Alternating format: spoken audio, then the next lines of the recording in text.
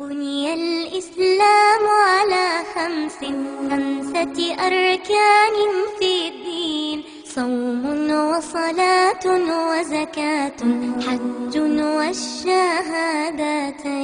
شهادة أن لا إله إلا الله وأن محمد رسول الله، إقامة الصلاة، إيتاء الزكاة، وصوم رمضان وحج البيت من استطاع إليه سبيلا.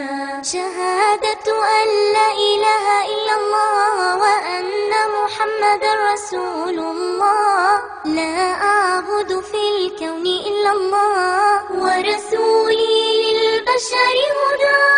بني الإسلام على خمسة أركان في الدين: صوم وصلاة وزكاة حج والشهادتين.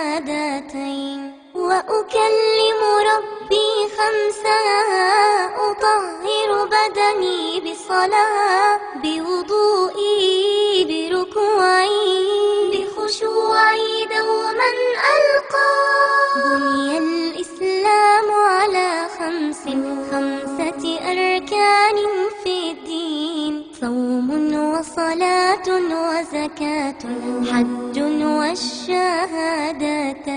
شهادة أن لا إله إلا الله وأن محمد رسول الله، إقامة الصلاة، إيتاء الزكاة، وصوم رمضان وحج البيت من استطاع إليه سبيلا.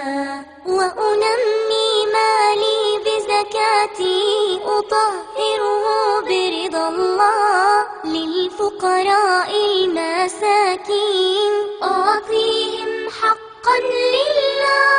بني الإسلام على خمسة أركان في الدين: صوم وصلاة وزكاة حج والشهادتين.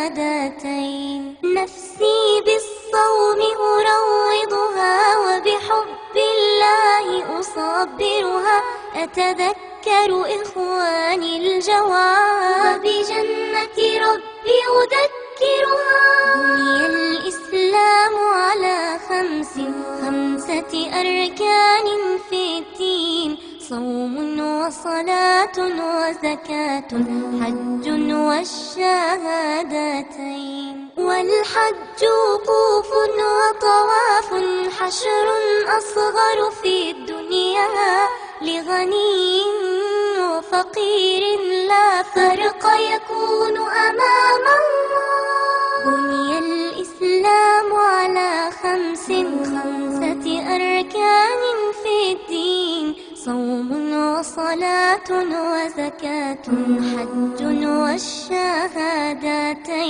شهادة أن لا إله إلا الله وأن محمد رسول الله، إقامة الصلاة، إيتاء الزكاة، وصوم رمضان وحج البيت من استطاع إليه سبيلا.